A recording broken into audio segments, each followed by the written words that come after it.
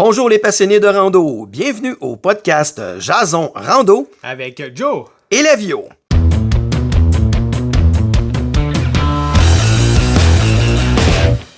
Bon ben, aujourd'hui, dans notre podcast avec les passionnés, c'est un peu spécial aujourd'hui parce que c'est pas nécessairement un passionné de randonnée qu'on rencontre, hein, Jonathan, mais quelque chose qui est très très connexe puis que tu sais qui me tient beaucoup à cœur. On parle de quoi aujourd'hui, Jonathan? Ben, on est très plus du côté, on va dire gestion du risque, mais tu sais, ce qui arrive après. Donc, aujourd'hui, on va y aller avec la recherche et les sauvetages en région éloignée. On reçoit Danny Chaput de Recherche et Sauvetage Estrie. Bienvenue Danny. Salut, Danny. Merci, les gars. Donc, on est bien heureux de t'avoir avec nous aujourd'hui, Danny. Puis, je pense qu'on va aborder un sujet qu'on n'aborde pas nécessairement souvent, puis qu'on parle pas assez, là, je pense. Donc, on va discuter de ça ensemble un peu plus aujourd'hui, de faire connaître ces gens-là, ces bénévoles-là qui sont là pour nous aider lorsqu'on se retrouve en problématique là, en randonnée, en forêt. Danny, on va commencer ça très simple. Recherche et sauvetage Estrie, c'est quoi au juste? On est un groupe de bénévoles structurés qu'on appelle, qui sont formés. On est un organisme à but non lucratif. On vient de fêter justement notre 20e anniversaire en 2023. C'est une quarantaine de personnes qui sont de tous les milieux, qui veulent intégrer un groupe pour donner du temps. On va prendre ces gens-là, on va les former. Il n'y a pas de prérequis pour rejoindre notre groupe. Là. C'est mis à part d'être capable de pouvoir soutenir une marche en forêt là, pendant un certain temps, là, quand on fait nos recherches. On va pouvoir former les gens là, du début à la fin. Donc, c'est des gens qui veulent donner leur temps, qui joignent notre équipe. On a des gens de partout en Estrie. Notre groupe, c'est vraiment l'Estrie. Donc, on a des gens de Lac-Mégantic, de Bromont. On a des gens un peu partout qui viennent joindre notre équipe. Puis, lorsqu'on est appelé en recherche, ben ces gens-là vont se regrouper à un endroit pour qu'on puisse faire justement venir en support avec les policiers. Notre groupe, c'est des bénévoles. On n'est pas supporté par les gouvernements, ce qui fait qu'on doit trouver du financement. On est chanceux d'avoir, entre autres, la MRC de Cook-Chériton qui nous prête un local pour qu'on puisse faire des formations tant à l'intérieur qu'à l'extérieur dans les boisés. On a aussi nos 3 commanditaires qui sont Canadian Tower dans l'Est de Fermont, Desjardins ainsi que BRP là, qui nous aident avec du financement pour qu'on puisse justement tenir tous nos événements. Donc c'est un groupe de passionnés, mais particulièrement pour la recherche et sauvetage. Puis il y a des passionnés de rando qui font partie de ces équipes-là. Moi, d'ailleurs. Donc, on voulait vraiment faire connaître ça en même temps, puis ça donnait vraiment bien. Moi, en faisant partie, moi, ça fait 1 an dernièrement.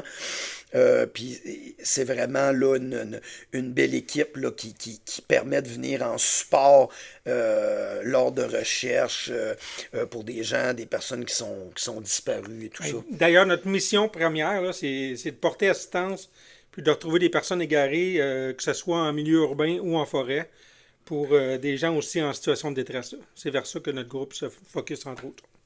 C'est ça. Puis si je comprends bien, dans le fond, c'est ça, c'est en support au corps policier. Si eux, ils n'arrivent pas à comme faire leur recherche, vous embarquer pour les aider après ça, dans le fond. Oui, en réalité, on va en parler un petit peu plus tard, mais ce qu'on veut, c'est qu'on veut répondre rapidement. Puis les corps policiers vont faire là, un début d'enquête, mais après ça, ils ont besoin de personnes pour couvrir rapidement du territoire pour qu'on puisse mettre les chances de notre côté de retrouver la personne égarée le plus rapidement possible. OK, je comprends. Bon, fait que Danny, là, tu nous as expliqué un peu c'est quoi recherche et sauvetage Estrie, tout ça, mais est-ce que au niveau de la recherche et sauvetage bénévole comme ça, y a-t-il une organisation québécoise structurée? Moi, je connais déjà la réponse, mais je vais te laisser répondre. C'est bon. Écoute, effectivement, on a l'AQBRS, qui est l'Association des bénévoles, l'Association québécoise des bénévoles en recherche et sauvetage.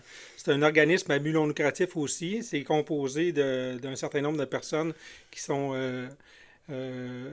à promouvoir là, les services de recherche-sauvetage pour l'ensemble du Québec. Ils sont en lien avec le ministère de la Sécurité publique. Eux obtiennent des fonds pour être capables de pouvoir rembourser, entre autres, certaines dépenses que les bénévoles vont pouvoir avoir lorsqu'on fait lors d'une mission. Là. Ils ne nous aident pas dans nos opérations, mais lorsqu'on est déployé, ils vont rembourser, entre autres, le kilométrage. Ces gens-là, c'est une équipe qui travaille fort avec... il y a 17 groupes comme le nôtre à travers le Québec. Donc, cet organisme-là gère les 17 groupes et aide à l'exécution de leur opération. Ils vont nous aider dans la structuration des formations, entre autres. Et on parle d'environ 6 à 700 membres à travers le Québec là, qui sont membres de l'AQBRS, entre autres. Là. Wow. Ouais, non, c'est ça, c'est une belle organisation. Puis comme tu dis, Danny, il y a des gens là-dedans qui travaillent vraiment très, très fort. Puis on serait surpris à quel point ces équipes-là sont sollicitées là, dans une période d'1 an, là, parce qu'il y a des groupes, comme tu nous mentionnais souvent quand on a nos entraînements et tout ça, comme je pense la gang de Québec, qui sont sollicités. Je pense qu'ils ont sorti je sais pas combien de fois l'année passée. Là. On parle effectivement en 2023 là, de 46 missions de recherche qui ont été faites par l'ensemble des 17 personnes, pas des 17 personnes, mais des 17 groupes. Sur les 46, là, effectivement, il y en a eu beaucoup à Québec, là, qui ont été sollicités beaucoup. Ça varie d'une année à l'autre. Là. Nous, par exemple, en Estrie, ça a été moins cette année. Il y a des années que c'est plus. Là. Cette année, il y en a eu plus aussi du côté de Québec. Donc, c'est 46 missions. Je vous dirais que sur les 46, il y en a à peu près 12% qui ont été soldés par des personnes qui ont été retrouvées malheureusement décédées. Mais la majorité des personnes sont retrouvées vivantes, saines et sauves, là, parce que justement, on opère rapidement. C'est vraiment le fun d'entendre ça. Ouais, c'est des belles statistiques, mais ce qui est le fun d'entendre aussi, c'est comme Danny mentionnait tantôt, le nombre de bénévoles qui sont impliqués dans ces équipes-là, puis le fait que ces équipes-là soient contactées, soient appelées à venir aider là, lors de ces recherches-là. Ah, ça, c'est vraiment le fun d'entendre tout ça. Mais là, dis-moi, je suis curieux, une opération normale, ça se déroule comment à peu près? Là? Bien, au premier lieu, là, il y a une personne qui signale une disparition. Ça va se rendre au centre des opérations gouvernementales. Ce centre-là, eux, vont rejoindre un coordonnateur par rapport au district dans le Québec là, où c'est situé la disparition. Une fois que le coordonnateur va rejoindre le groupe de recherche là, ou les groupes de recherche dans leur secteur, ils vont demander à avoir une disponibilité. Souvent, une recherche, c'est 7 à 10 personnes. Donc, on va essayer d'avoir un minimum de 7 à 10 personnes disponibles pour faire les recherches. Une fois qu'on a notre code rouge, ça veut dire qu'on doit être déployé. Les gens là, vont essayer de faire du covoiturage pour se rendre au poste de commandement qui va avoir été établi par le corps policier. Par exemple, la Sûreté du Québec. Et une fois qu'on est là, ben, on va se faire assigner un secteur de recherche. La Sûreté du Québec a des stratégies pour pouvoir rechercher là, de façon efficace pour être capable de pouvoir trouver, là, soit c'est selon les indices qu'ils ont trouvés, on appelle ça le dernier point connu ou le dernier point vu, et ils vont nous donner des secteurs qu'on appelle des boîtes de recherche, et nous, en équipe, on va définir une stratégie pour être capable de pouvoir performer là, la recherche là, de façon la plus efficace possible. Donc, on va se déployer avec nos techniques apprises là, lors de nos entraînements et nos formations. Ça répond-tu, Jonathan? Oui, vraiment. Ouais, puis c'est des stratégies aussi, Danny, qui, juste pour expliquer aux gens, qui vont varier aussi en fonction de ce qu'on recherche. Parce que là-dedans, il y a des recherches rapides, il y a des recherches de personnes, puis il y a des recherches d'indices. Puis en fonction de ces différents types de recherches-là, on va pas chercher, si on veut, de la même façon. Parce que si on cherche un indice, on va ratisser probablement pas mal plus serré que quand on recherche une personne. Là.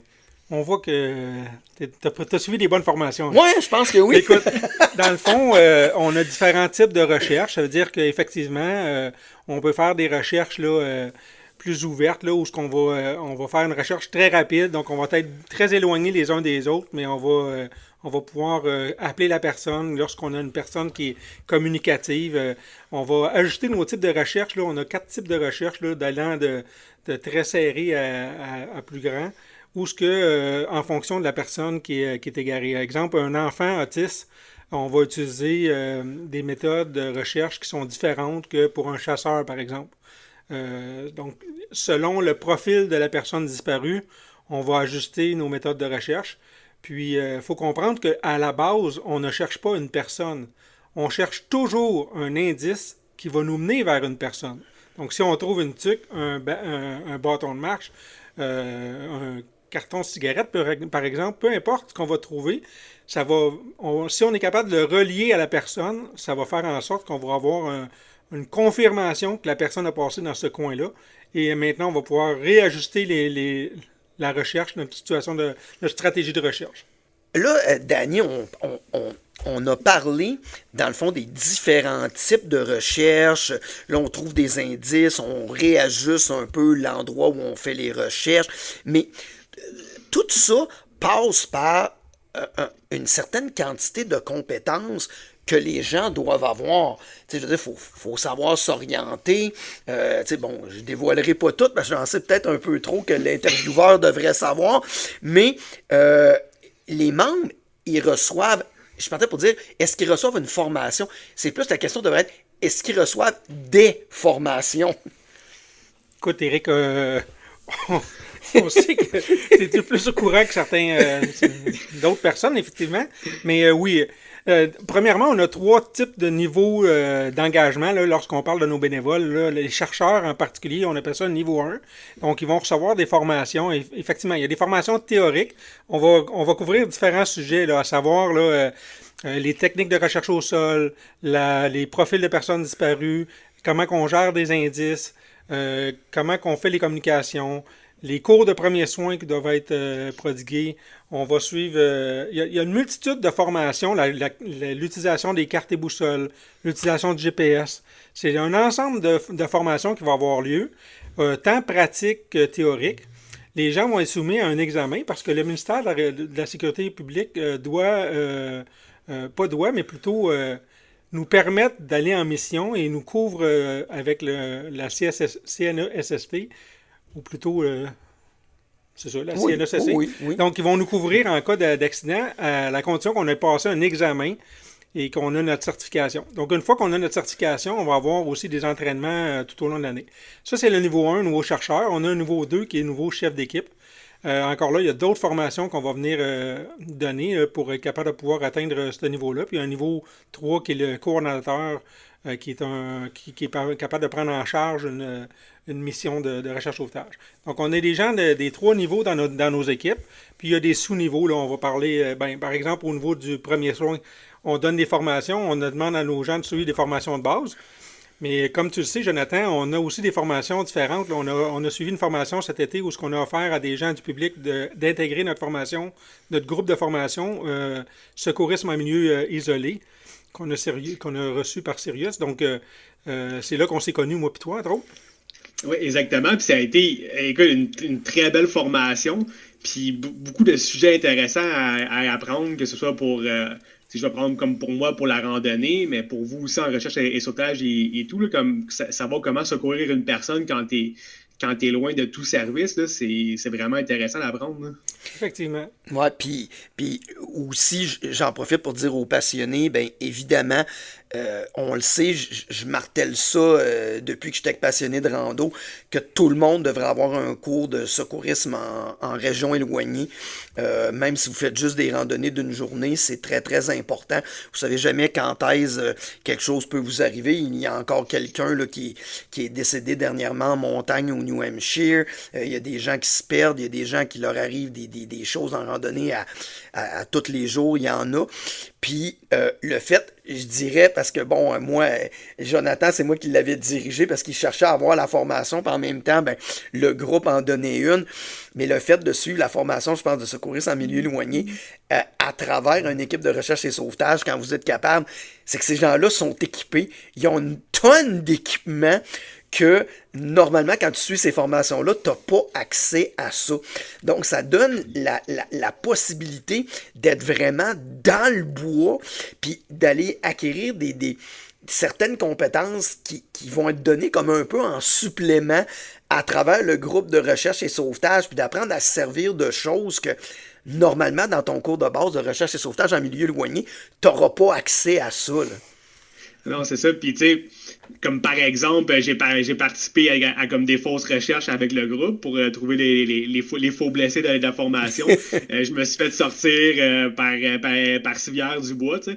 Et c'est des choses que tu fais pas normalement dans ces formations-là avec sérieux. C'est pas sûr de base. Si tu vas dans les sur avancés, c'est des choses qui se font. Mais à ce niveau-là, on le fait pas. Mais moi, je l'ai vécu, tu sais, puis c'est quelque chose d'intéressant à voir.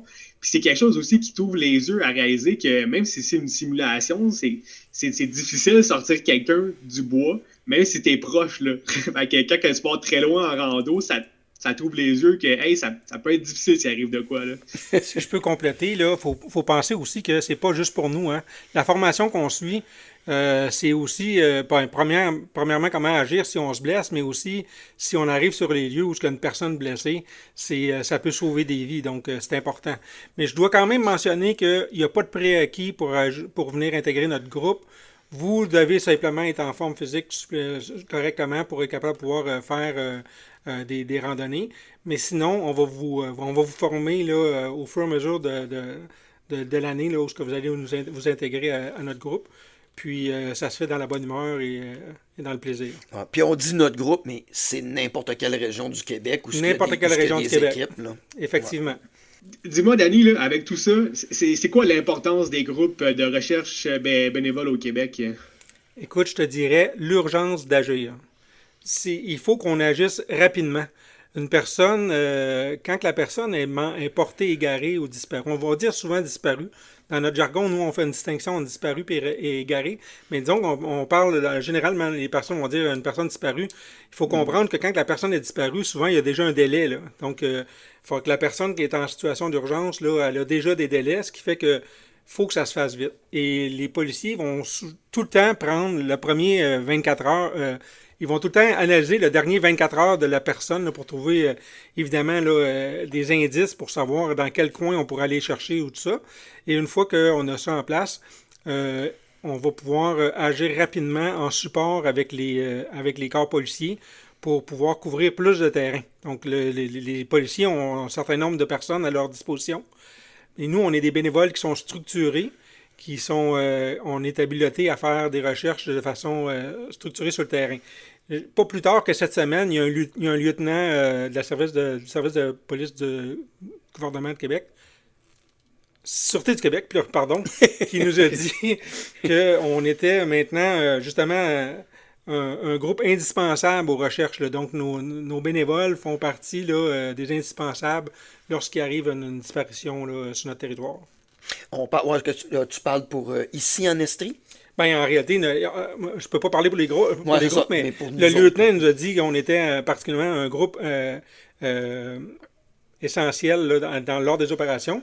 Il faut quand même comprendre qu'ils ont mentionné que le groupe de Québec, que tu parlais tantôt, qui est le RSQM, et eux autres ont effectivement fait des recherches, participé à plusieurs recherches cet été, et ont trouvé eux-mêmes des personnes en situation de détresse. Là. Donc, c'est dire que ça arrive que quand on fait les recherches, on peut tomber sur la personne. C'est pas seulement que les policiers. On fait un travail en collaboration avec les policiers. Puis le but, c'est de trouver la personne. C'est pas savoir qui va la trouver, mais de trouver la personne pour prodiguer les premiers soins. Ouais, puis il ne faut pas oublier non plus ce qu'il faut que les gens réalisent, c'est que la Sûreté du Québec ont des équipements, ils ont du personnel, mais les ressources sont pas inépuisables. Tu sais, je veux dire, à un moment donné, des hélicoptères, il n'y en a pas 8, puis des skidoo, puis des motoneiges, puis des 4 roues, puis des bateaux dans la province, puis des équipes à cheval, parce qu'on a des fois des équipes à chevaux, il n'y en a pas des tonnes. Tu sais, à un moment donné, je prends l'exemple de cet automne, quand on est intervenu à Val-des-Sources,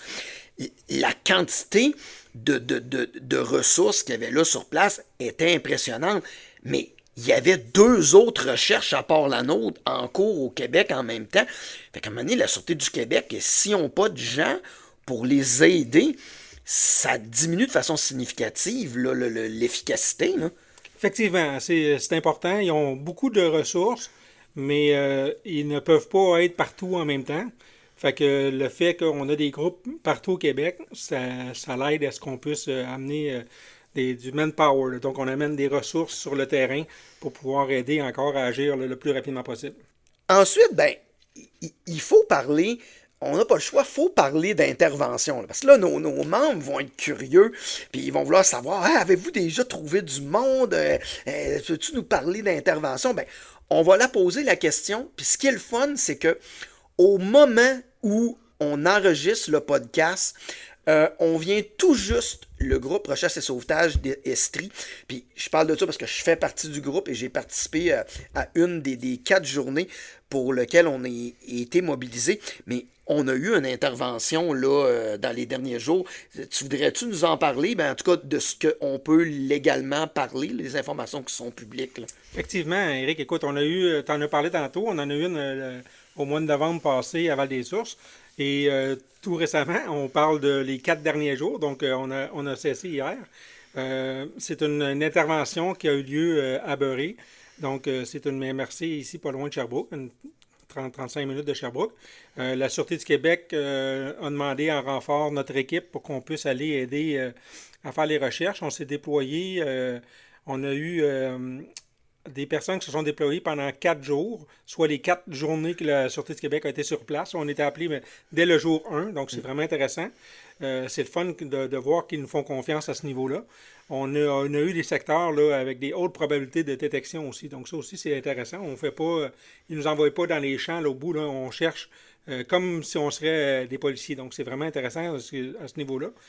Dans ce cas-là, on cherchait une personne de 34 ans de Sherbrooke qui était porté disparu depuis le 13 janvier.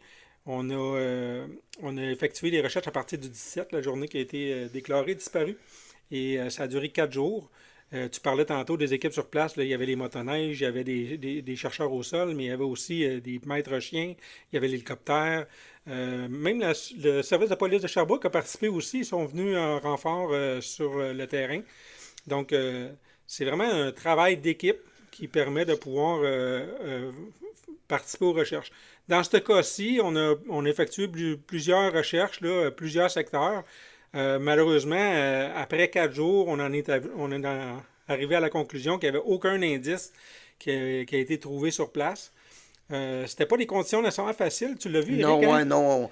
La neige, le froid, puis c'est surtout que on dit on cherche dans le bois, des fois, nous autres on dit que c'est une forêt sale, dans le sens que des fois les arbres sont éloignés, puis les recherches se font bien, mais quand tu recherches des indices, puis que là, c'est toutes des branches intercroisées, puis des arbres qui ont tombé, plus la neige, tu vois pas vraiment où tu marches, c'est pas toujours facile. C'est pas un environnement qui est simple, mais dans ce cas-ci particulièrement, on parlait de techniques de recherche tantôt, on avait des recherches rapprochées, c'est-à-dire qu'on était quand même assez proches les uns des autres pour être capable de trouver, là, et on se doute bien que la personne était là depuis un certain temps, donc on cherchait là, la personne, mais il fallait être assez proches les uns des autres pour pouvoir faire nos recherches, ce qui faisait que ça rallonge le temps pour couvrir du territoire. Là. Évidemment, plus qu'on est serrés les uns des autres, il faut faire plusieurs allers-retours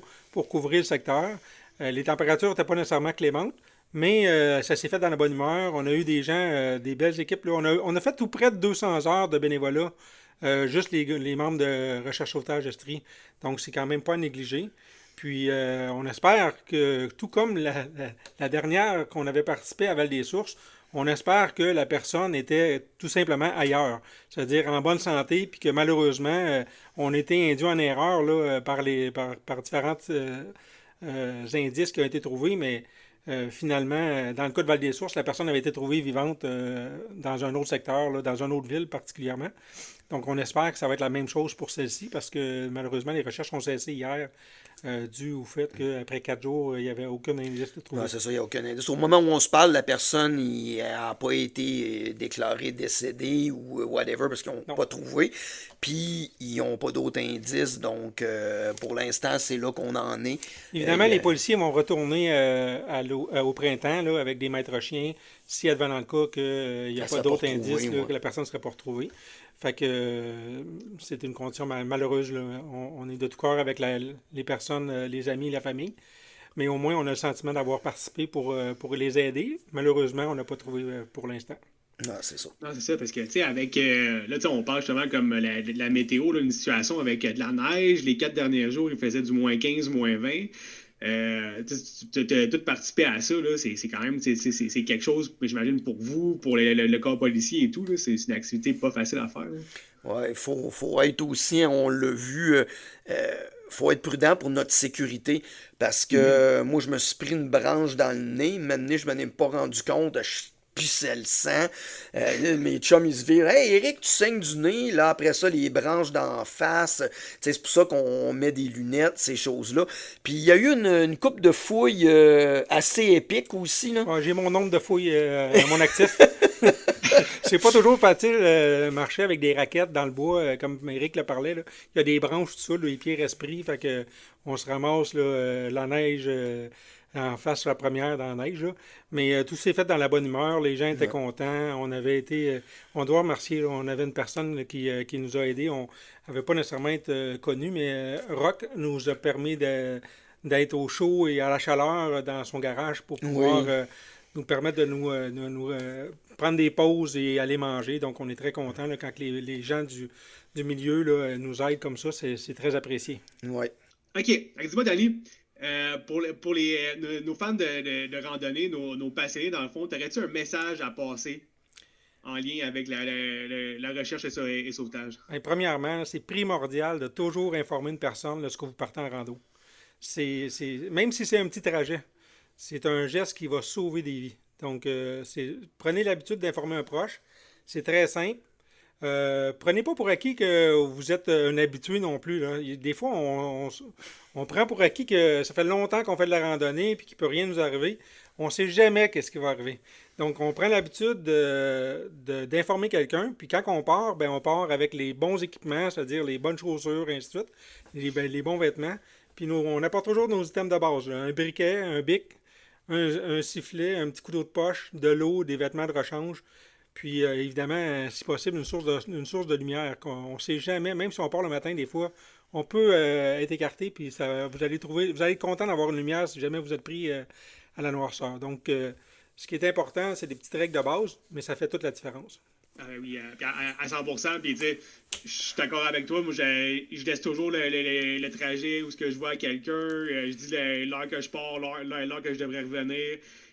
Toujours une lampe frontale dans mon sac. Je veux dire, c'est pas gros à traîner. Là, puis, comme tu dis, on sait jamais ce qui peut arriver. Là. Tu peux revenir à noirceur, surtout l'hiver. Là. L'hiver, la noirceur arrive tellement vite. Là. Ah, définitivement. Puis, tu sais, là, la liste que Danny donne aussi, on s'entend que c'est pas une liste exhaustive. Tu sais, techniquement, il y a beaucoup plus d'items tu sais, qu'on peut rajouter à ça, mais je pense que le message là-dedans, c'est dites aux gens où vous allez. Parce Oui, qu'à partir du moment, au moins, où les gens savent où ce que vous êtes allé, ben, le secteur de recherche, il est pas mal plus petit. T'sais, si tu dis que tu vas au Mont-Washington, ils vont pas te chercher sur une autre montagne. Tu es allé au exactement. Mont-Washington. Fait que, tu sais, puis ça, puis là, ben là, ça m'amène aussi à une autre chose. C'est que si en cours de route, vous changez vos plans, ça aussi, ça peut être une question de vie ou de mort. Si, mettons, en route, tu te rends compte que le Mont-Washington, ça marchera pas, puis tu décides d'aller faire Lafayette, ben tabarnouche, prends le téléphone pas appelle pour dire que t'es rendu à Lafayette. Parce que si tu cherches sur une autre montagne, là, c'est sûr qu'ils te trouveront pas, là. C'est anodin, mais c'est primordial de le faire, puisque c'est vraiment ça, là. Ça sauve des vies. Fait que, ben, écoute bien, ça clôt notre entrevue avec Danny Chaput de Recherche et Sauvetage Estrie. Danny, merci énormément d'avoir été là. Mais Un merci gros les gars. merci. Merci les gars, c'était le fun. Ouais, c'est très plaisant, puis je pense que ça va avoir appris énormément de choses à nos passionnés, faire comprendre l'importance de ces organisations-là, puis que, bien évidemment, On cherche toujours des gens, que ce soit nous ici en Estrie ou n'importe où ailleurs. Il y en a des organismes. Vous pouvez vous renseigner à la QBRS. Ils vont vous donner les informations, aller sur le site et tout ça pour que vous puissiez vous impliquer au besoin. On a toujours besoin de gens. Puis, continuez à nous suivre sur notre podcast. Alors, comme on dit, toujours plein de beaux sujets, plein de beaux invités qui s'en viennent. N'hésitez pas non plus à nous donner des petits thumbs up puis à rater, dans le fond, à évaluer le podcast sur la plateforme avec laquelle vous le suivez. Donc, c'était Éric Laviolette et Jonathan Lessard. pour le podcast Jason Rando. Merci tout le monde, à la prochaine.